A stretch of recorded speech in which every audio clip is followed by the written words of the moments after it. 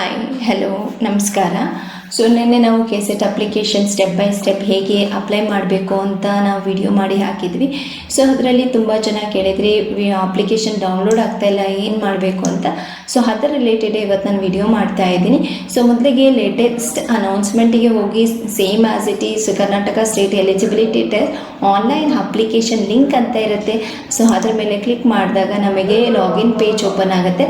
So already ನಾವು users ಆಗಿರ್ತಾರೆ application I D and password and captcha enter ಮಾಡಿ ನಿಮಗೆ OTP ಬರುತ್ತೆ. ದೆನ್ ನೀವು ಲಾಗಿನ್ ಆಗ್ಬೋದು.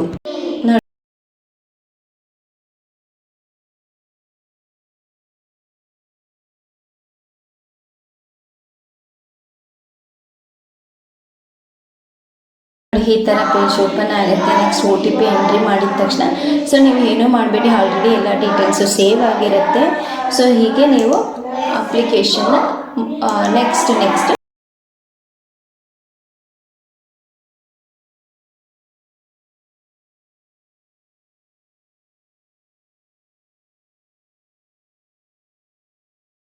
ಕೊಡ್ತಾ ಹೋಗಿ. ಸೊ ನೆಕ್ಸ್ಟ್ ಬನ್ನಿ, next educational details, next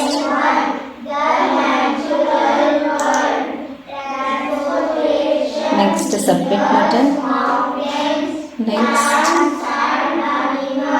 then again ನೀವು ನೆಕ್ಸ್ಟ್ ಕೊಡ್ತಾನೆ ಹೋಗಬೇಕು.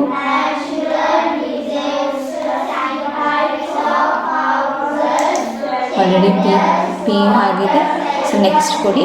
ಸೊ ಇಲ್ಲಿ ನಿಮಗೆ click here to print the final application ಅಂತ ಬರುತ್ತೆ.